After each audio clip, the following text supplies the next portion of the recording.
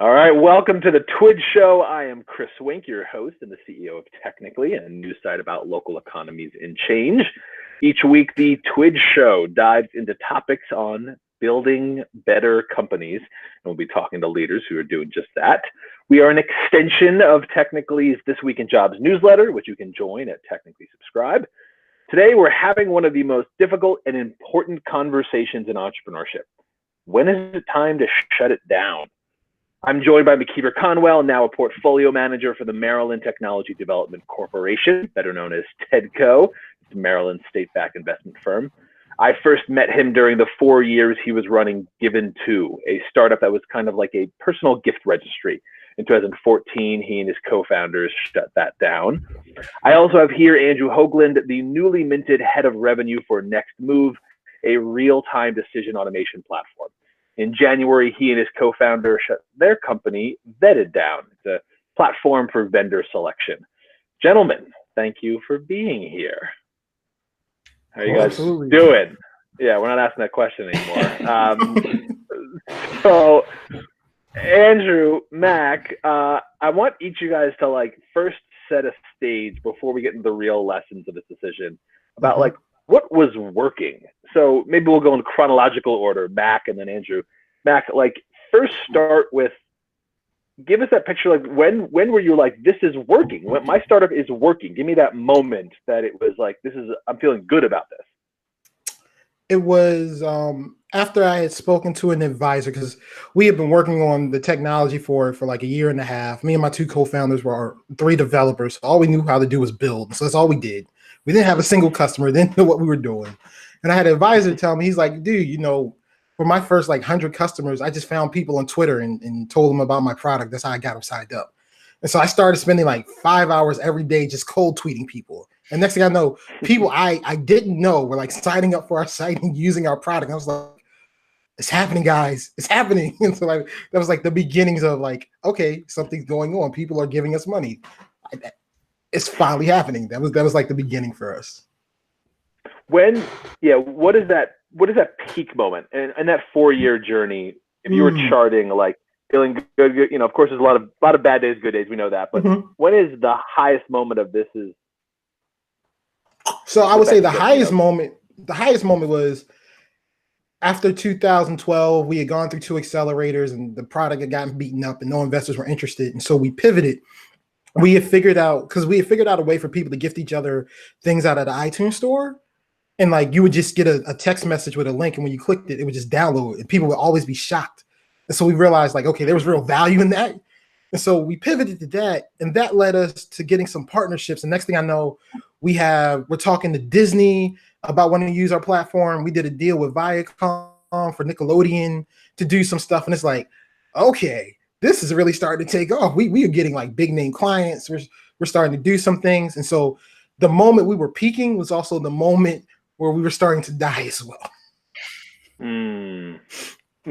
That I think we're gonna have to come back to that. That seems big. So yes. Andrew, let me first though go to you and say the same moment. When are you this is working? This is the peak. This is peak moment for us.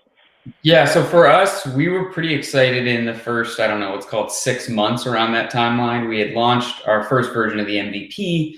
And what was unique about Vetted is we had some really interesting network effects that would take place. So we would bring on what we called a buyer, right? We had the 2 sides, we had the buyer and the seller. So we'd bring on a buyer and they would relay us all of these different vendors that they wanted to understand or evaluate. And so we'd be getting huge growth on the vendor side every time we added a single buyer. So we started to see we could grow this really quickly. We solved the buyer's pains. We'd be adding vendors at a rapid rate. And all of a sudden we're kind of high-fiving in the room going, oh my gosh, this is actually happening. We're growing really quickly. We had, I think, Salesforce sign up within the first few weeks of being part of our MVP. We started to get it. We got into this accelerator. We were named one of the top 10 companies to watch in the Technically list. High five.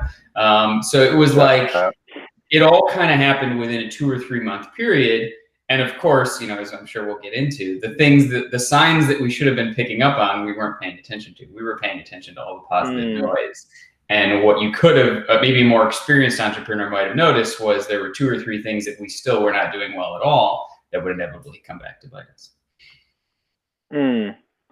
So yeah, I want to get into exactly that. Some of those moments for me seem crucial, but to get us through the story arc for both of you before we get into the more universal lessons, can you guys each give me that?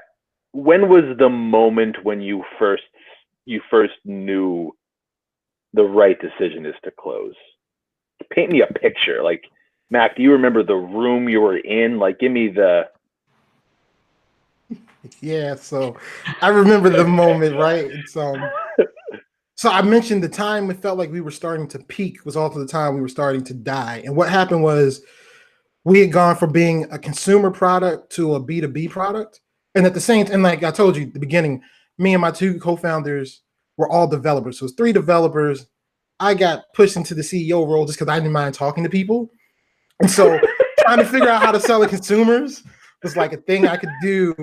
And then just as I was learning how to do that, we pivoted to selling to businesses. So I'm like, okay, I'm trying to figure that out without understanding sales cycles or how long they are and things like that.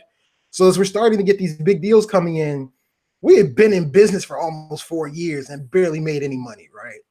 And so I'll never forget, things were just starting to ramp up. I was just starting to understand how B2B sales worked and how to do this business stuff. And my CTO was like, look, man, when we got started in this, we just wanted to build a website that could make us money while we slept. We didn't know what we were doing. We didn't know it was a startup. And so now we have a business, but we spent the last 4 years like learning what it meant to run a startup or to be a startup and all that. He's like, and everybody keeps talking about working on things we're passionate about. He's like, I'm not actually passionate about this. We just did this because we thought it could make money. He's like, I want to do something that I'm passionate about. I don't really want to do this anymore. And like for me, him as our CTO, he was like the brains of the operation. It was like the brain is shutting down. It was like, well, okay, what do we do now? And my co-founders were 2 of my best friends. So I wasn't thinking about how do we replace them or how do we keep this going. It was just like, well, you don't want to do this anymore. I guess this is the band breaking up.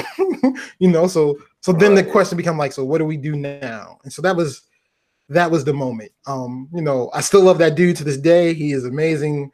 Shout outs to you, Mike. But the day Mike told me, he was like, yeah, man, I don't want to do this anymore. I was like, but we're starting to make money. Like it took us 4 years to get here. Like, what are you talking about? So that was where were you? In what setting did he tell you that? I was at my computer in my bedroom in my old house.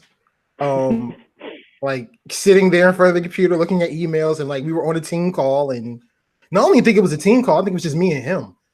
Me and him were just talking. He was like, yeah, man, we've gone through all these programs, we learned all this stuff. I feel like I should be doing something I'm actually passionate about. Like I'm not passionate about this. Like this is cool, but like and getting money's taking us so long.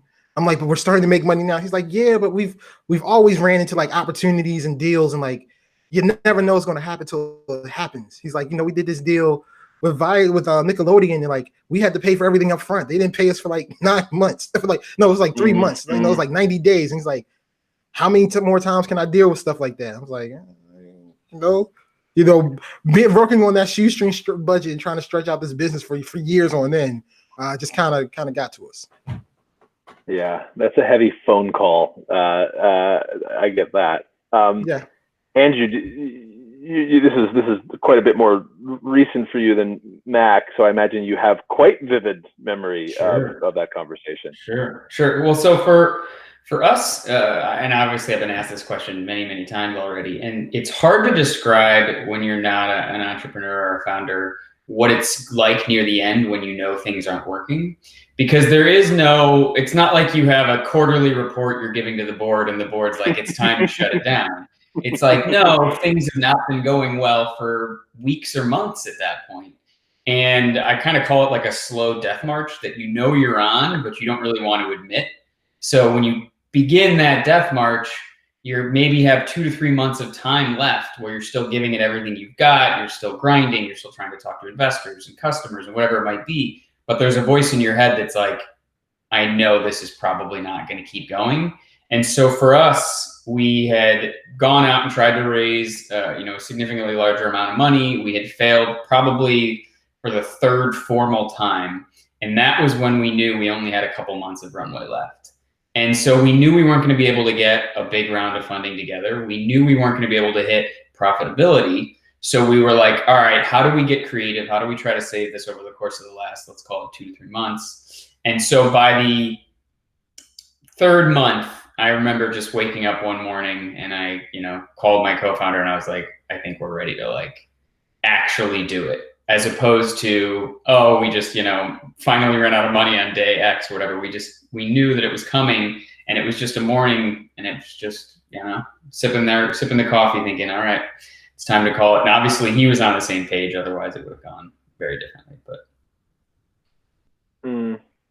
On that specific note, I mean, both of you guys had co-founders. We at Technically have reported times when one co-founder has stepped away, and those have been important. Those are important stories, and that might be its own episode when it does make sense for one co-founder to step away. Maybe just talk a little bit about why it was the right move to, as opposed to one of you guys stepping away, why it was made sense for the actual company to say, we're setting that down. Talk a little bit about that. I guess for us, and keep in mind, this was my first company to shut down. I've shut down 2 for very different reasons. But what it was when Mike told me he wasn't passionate, didn't want to work on it anymore, he was the heavy hitter. He was the heavy coder of the group, right? Like he did all the heavy lifting, especially for the newer platform. And me and my other co-founder, Sam, probably could have made it work.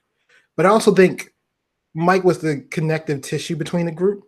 So me and Sam's relationship was never as strong as me and Mike's. And so I think Sam and Mike had a strong relationship. Me and Mike had a strong relationship. So Mike was the kind of one who held it together. And so when Mike was like, I'm not interested in doing this anymore, like the stuff we were doing to make our product work at that time was really sophisticated. And so trying to find another developer or trying to, make sure that we could keep the stuff going was just really, it was really difficult to conceive at the time. And also, like, you got to figure this is 2014, like the startup scene, it wasn't what it is today, right? Like people weren't talking about it as much, it wasn't the same. And so for me, it was just kind of like, okay, like Mike could have just stepped away and we could have kept trying to make it happen. And I think there was a business there.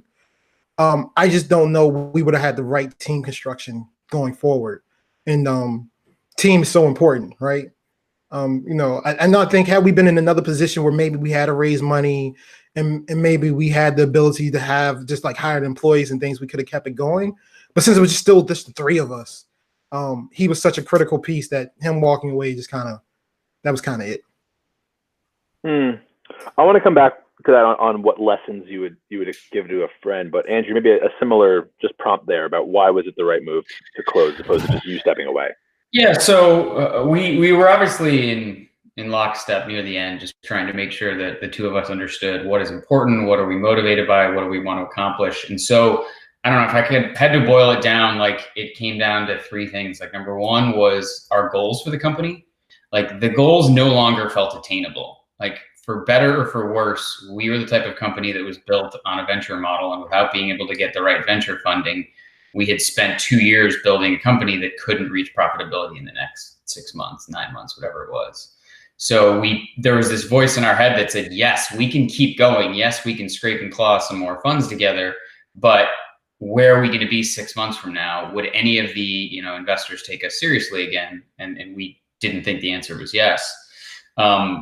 There's the simple thing, which is just making money. Like we were broke entrepreneurs. We had been doing our passion for a couple years now, and life just gets in the way. And if I was a bajillionaire and didn't have to worry about money, maybe it's still going, and maybe we build it a different way, but that wasn't the case. So I think that was a huge part of it. And I don't want to discourage any like future entrepreneurs, but like the passion, like that by the end of this journey, you get just beat up so many times in so many different ways. And when you're a founder, there's nothing stopping you from waking up on a Monday and just not doing work the whole day. Like you have to have that intrinsic motivation. You have to have that excitement. And so if you don't feel the passion and then you combine with the other things, like I don't want to say it was a no-brainer for us, but it kind of felt like a no-brainer. And I'm sure it's different for everybody, but for us, it seemed very cut and dry. If you could distill that for explicit advice, if someone was trying to themselves determine, hey, my co-founder just told me last night on the phone he's out. I'm trying to decide if I should keep going, or I'm out, but my co-founder's asking me if she should keep going on. Do you distill any lessons from your experience about what you would say to that person over coffee if they were asking you? How do you know when to keep it going or when to say, like, shut it down? That's so hard, right? Because these are really. I'm not here to ask easy questions, Matt. Because these are such personal questions, right? Right. Every person's different. Everybody's risk tolerance is different. You just have to decide within yourself, are you comfortable with whatever risk is going to come along with you not having this co-founder, right? If you believe in the product so much, if you believe in the mission and what you're doing so much, and you're willing to still not get paid for another 6 months or go through another year and a half of like just getting beat down because you believe in it, then you believe in it. Go for it. Like, nobody can tell you not to. And if you're just ready to step away, step away. I haven't talked much about my second company, but for my second company, the reason why I shut down was because I was just burnt out. Like, things weren't moving in the right direction. I just finished one company and jumped into another one right away. And like, I was just completely burnt out.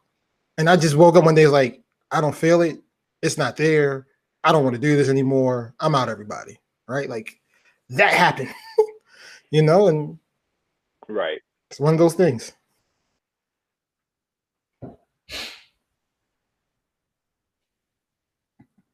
Yep. Yeah, Andrew, is there, if you're having coffee and someone asks you that same question, how do I know, Andrew? Yeah, so again, I think Mac nailed it, that it's like an incredibly personal thing. Like, everybody's situation's different, everybody's thought process is different. For us, there was these two things that we just really tried to hammer home, which is, one is like, are we listening to the signs that the outside world is giving to us? Whether it's customers, investors, advisors, friends. Like, I would get coffee with an advisor and talk about updates on where we were, and even if they weren't being incredibly blunt, you could see it in their faces that they're like, uh-oh, like, you probably reached the point where you might not be able to recover this thing. And so you have to like listen to all these outside factors, not just the voice in your head that believes you can do this, because any entrepreneur believes they can do it, or they never would have done it to begin with. So I think you really got to focus on the outside factors. And then it really just does come down to that. I'll use the word passion again. Like, if you feel like you can accomplish something and you can see a clear path to success, you can keep going. You don't need necessarily to be, in a co-founder in lockstep. But if you don't have that, or they don't have that, like, that is a pretty big red flag. So I've run a company for 12 years. I've reported on thousands of entrepreneurs. The moment I've never been able to define is, how do we know what is a mountain and what is a cliff? And by that I mean, every single quote unquote successful, that's a whole nother topic, entrepreneur will have lots of moments of, man, everyone thought the clock had sounded, we had no chance of surviving, and we made it. Everyone has that story of, I was up against everything and I pushed through and I got there.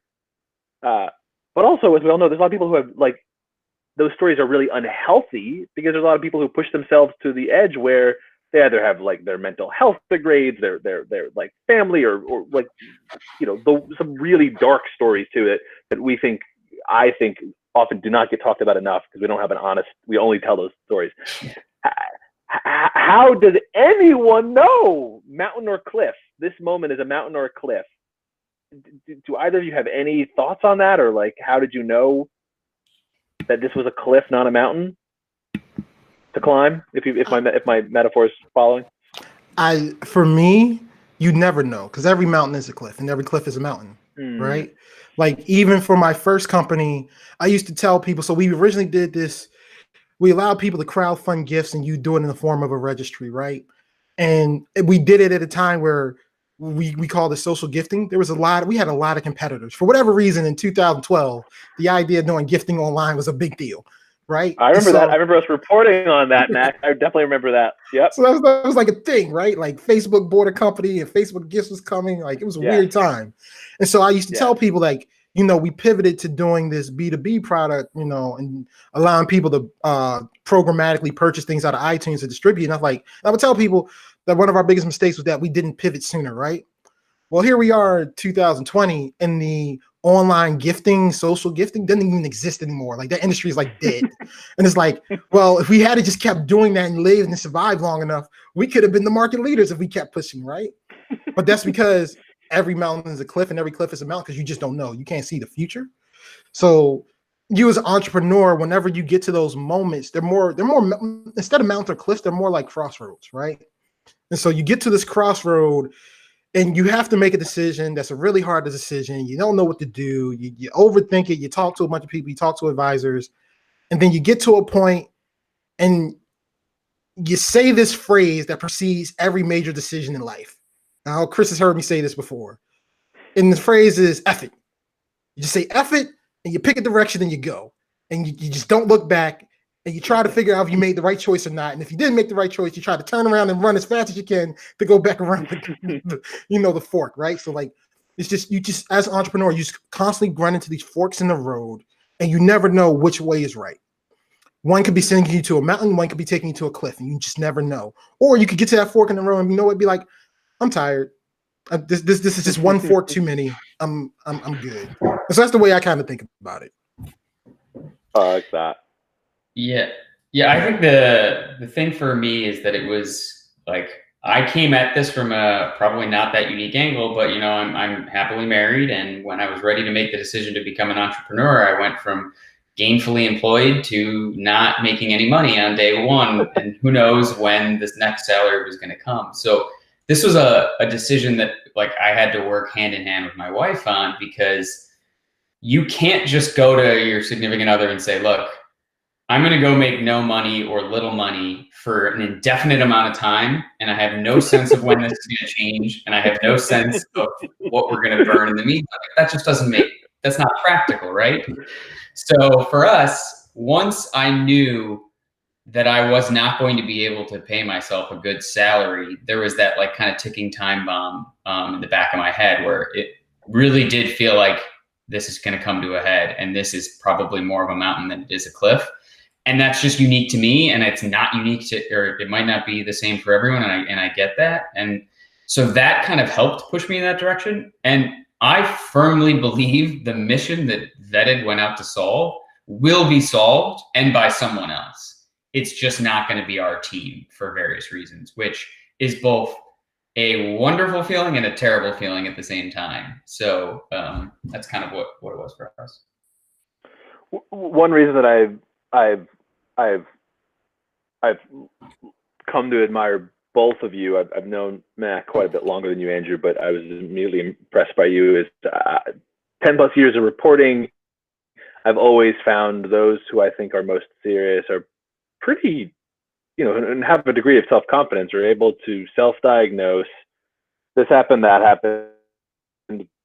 Fuck yeah, sucks. Not fucking happy about it, but like I'm not gonna lie, hide, about it. That's a thing. And that in a 30, 40-year decline of rates of entrepreneurship, I think it is the most important quality that we lack, is really honest discourse about, I had this idea and I made these bunch of assumptions and I had to predict a giant world of things that could happen. And, you know, a couple of them didn't go the way that I thought they would. But there's a ton of social pressure and reputational risk. There's 1,000 reasons why we still aren't great at talking about this. And I just wonder if you have any antidote for society on that, or just like a wider conversation when you know someone like has got that great idea and has been sitting on it, and they're at that job and they just won't take that leap because they're too afraid of the reputational risk. I have this belief that like the reputational risk is actually more worrisome for people than even the monetary risk. How do you push someone, or should you not? Is it the point that if you need pushing, maybe you shouldn't do it? Do you think at all about that? What a rambling, terrible question, but I don't think it's a terrible question. It's an interesting one, right? Like I used to believe, and I used to tell all my friends they should be entrepreneurs. Like when I was first doing this early on, I would try to convince everybody to be entrepreneur, to have the freedom to work on something that you love, to work on your passion. And I not quickly, but I realized over time, not everybody's meant to be an entrepreneur. Some people are just meant to be employees. And if we didn't have employees, we wouldn't have companies to begin with, right? Like, right. You could be great at that. Exactly right. Yeah. And you need an employee too. Everyone needs an employee too. Yeah. Everybody needs an employee too. But the thing is, everybody's risk tolerance is different. Like I came to realize I'm just wired different. Like I played the game and said, how close can I get to zero? And I got to zero, and then I went past it, and I was perfectly okay. And I got more comfortable the longer time went. Like the longer time went, I got more and more comfortable with being a zero. I was like, oh, this ain't too bad. I can still live. I'm figuring out how to make this work. Peanut butter and jelly every day for 3 months isn't the end of the world, you know. But not everybody's built that way or wired that way, and you can't force people to do that because, as an entrepreneur, entrepreneurship's not fun. It's not. It's rewarding. It can be very rewarding, but it's not fun. It can be very taxing, it can be very trying, and you're going to have dark days. And not everybody is built for or ready for or can handle the dark days. You know, we all have heard stories of entrepreneurs who have committed suicide, you know, have gone through bouts of depression, and you know, and you have to come to a point where you're okay dealing with failure, because as an entrepreneur, you're going to hear no a lot. Like if you don't like hearing no, you don't want to be an entrepreneur because you're going to hear no a lot. And so it's not fair to try and push that on somebody, right? To say, hey, I know you got this great job and this good reputation, but you could probably do more for the world if you were an entrepreneur. Yeah, but you could probably do more to hurt yourself too, right? Like entrepreneurship is a tough thing. And that's just the realness of it, right? And, you know, now I'm on the other side doing investments, and, you know, I have entrepreneurs reach out to me having hard conversations or just venting. You know, I've gotten a text message from entrepreneurs like, hey, Mac, I'm looking at a window right now. Tell me why I shouldn't jump out of it. Like, that's real. Right. Like that's real, right? That happens. Or, you know, you raise a metaphor. Yeah, you know, or like, you know, I know entrepreneurs, like I tell entrepreneurs all the time, like, you know, you made it when you got your first lawsuit. Like to raise $1 million and then get something in the mail saying somebody's suing you, and you trying to figure out how you handle that, right? Like these are things entrepreneurs deal with that we don't talk about. Like you have to be ready for that, or you have to believe so much in what you're building that when those things come up, you're willing to go through those issues. Not everybody's made that way. And I'm not about to tell anybody else, hey, put yourself through all this pain so that you can achieve all the success and get all these other accolades that you may want. Well, it's a trade-off. Yeah, I mean, I think I wish I could change the society part. Like, I wish everybody, if I could solve that, this would be a totally different conversation, because it is like being real and vulnerable and out there helps so many other people, but it's the hardest thing to do because you're constantly having to admit faults and mistakes and flaws. And like that in and of itself is a very difficult step. The thing I would recommend to anybody who's thinking about this is like, of course, I believe we need more entrepreneurs. Of course, I believe we have a million hard challenges that we need to solve as a society or as businesses, and that you should go out and try to solve those. There are ways to get in between without having to say, I'm going to just be in corporate America no matter what for the rest of my life, or I'm going to go found a company. Like, join a startup at an early stage. You can still make salary, you can still get equity, but you're not taking on the same risk or the same stress. Like, there are ways that you can kind of figure out, am I going to be able to do this? Am I cut out for this? Do I enjoy it? You know, am I good at change? Am I good at handling rejection? And those are the kind of skills you kind of learn if you can join an early stage company. I was incredibly lucky to work at RJ Metrics and Sidecar in Philly, and they helped me prepare for being a founder in ways I never could have imagined. And if I didn't have those experiences, I would have missed out on so many different things that helped me in my career. And the last thing I would say is, yes, like, we closed down Vetted, and we had a great arc and a great journey, and it was, in all intents and purposes, a failure.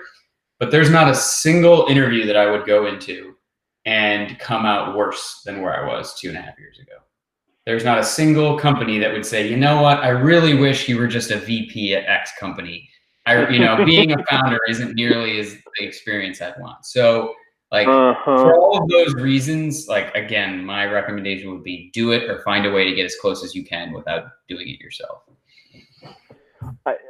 Very intentionally, sitting in April 2020, I've not said the word that rhymes with Rovid, but we are at time of interview at peak pandemic that is almost certainly putting us actively right now in a recession.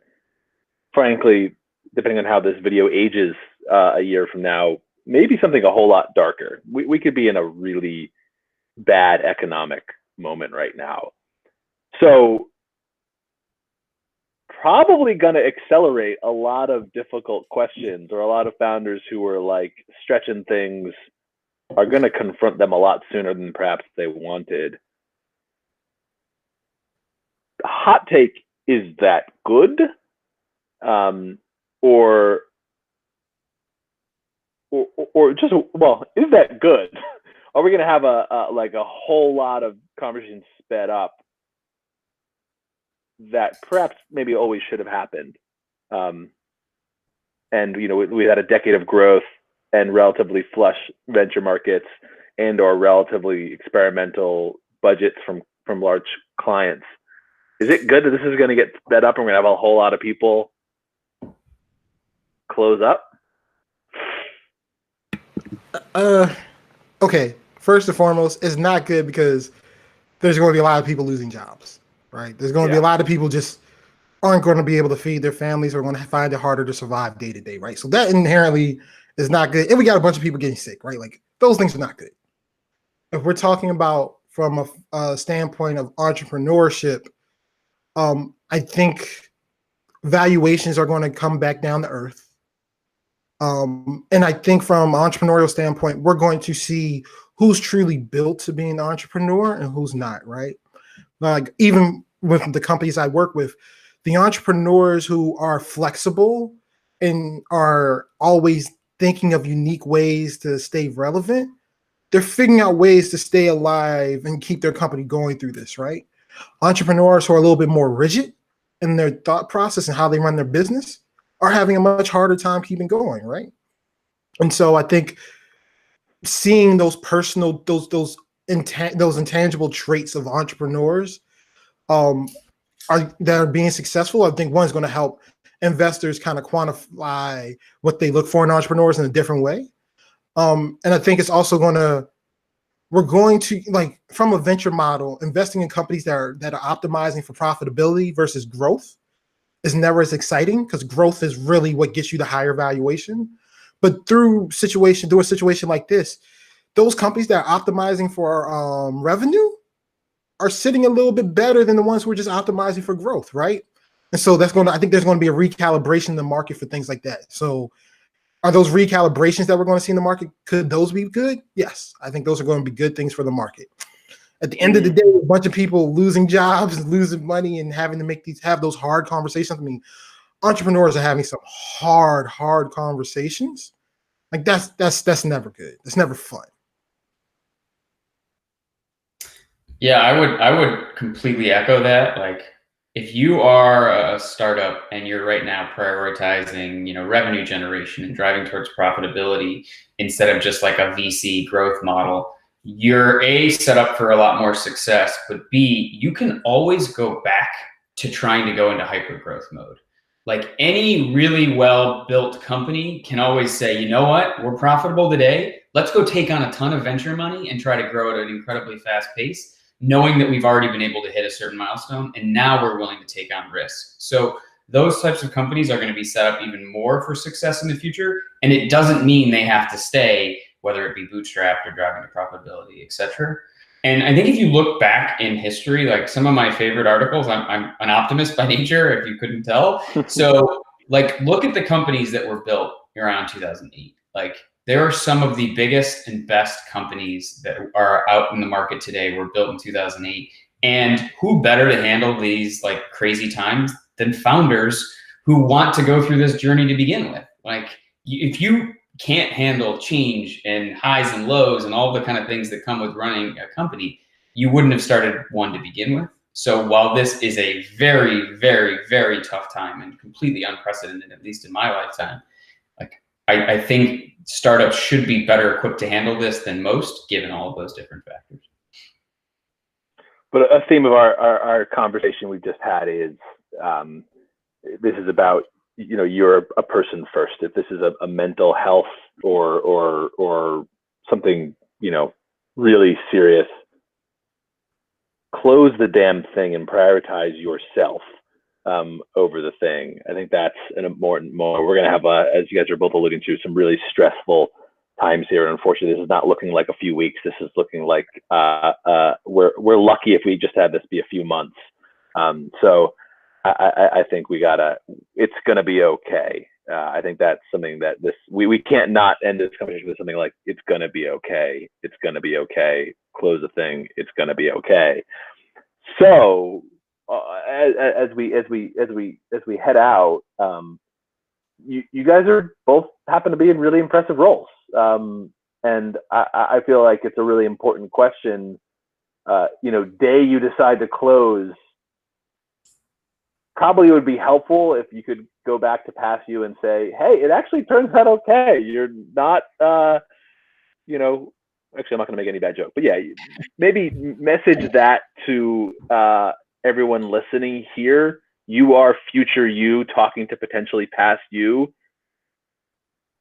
Could you have the jobs you're in right now if you didn't have that entrepreneurial experience you had? Hell no. I mean, for me, I didn't even know what venture was. I didn't know what a startup was when I started my first business, right? Let alone what an investor was. So like, if I don't become 2012, yeah.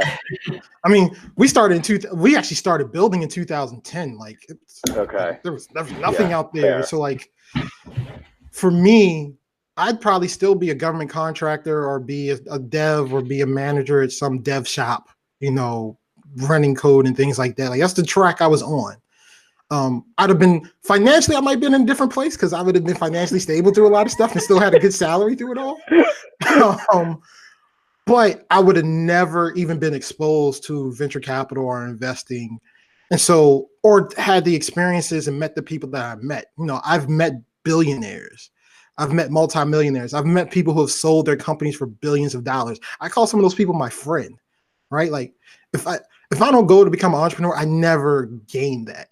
I never gained that network. I never even realized I don't have a network, right? Like if I don't become an entrepreneur, I probably never even realized like what a network is. You know, I got code in my computer and, you know, that's what I do. So for me, I'd have never gotten these opportunities.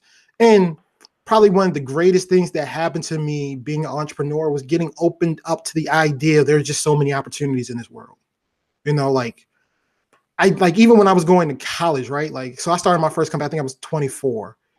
And at that point, you know, I'd already been out of school and everything. But like, even when I was going to school, nobody ever told me like I could go to Stanford or Harvard, or I could have gone to Oxford, or I could have gone to University of Tokyo. Like why not? There's nothing stopping you, right? Nobody ever told me there are people who invest in salt mines or copper mines, you know, you know, or like that there are people who have jobs in Singapore. Like I know a couple that works for Google in Singapore. Right? That's just their job. They're Americans, but like, you know, they work. Like I never knew or even understood that there were so many opportunities in the world that were just open to you. You just have to go out and get them. And like being an entrepreneur, I got exposed to so many people with so many different thoughts and so many ideologies and so many different ways of thinking that just opened me up to like, oh, I can literally do anything in this world if I really wanted to do it. There's nobody stopping me but me. I don't know if I ever learned that lesson if I don't become an entrepreneur. Yeah. Andrew, are you? Yeah. I think you nailed it. There's no way I'd be in the current role without the experiences that I've had, both not just, you know, founding Vetted, but at the previous startups and in the entrepreneurial space. Like even that is so, so important. And the value of your network, I'll like take it a half step further and just say like, learning how to ask for help is a skill. Like I have met so many brilliant, headstrong, talented individuals, and they have like, I hate to say like a chip on their shoulder, but they don't want to ask for help. Like they have this thought of like, I can do this on my own. And to me, asking for help is hitting up somebody in your network and saying, look, here's what I'm trying to do next. Do you know of any companies hiring? And then all of a sudden you get introduced to 10 new opportunities you didn't know existed from one email. If you have a network of 50 or 100 people, you can just see how quickly impactful that can be. And on the flip side, if you're like, no, I'm going to do this on my own way, I'm going to just apply to every job I can find online, I'm going to just build the greatest resume. Like it's crazy how much little things like building a strong network and asking for help can have a positive impact on your career and all the things you do after. So huge learning, and no way I could have done it without this experience. That's perfect. Gentlemen, thank you so much for a really honest conversation. This was the TWIJ show. We'll see you next week. Thank you. Thank you. It was fun. Thank you.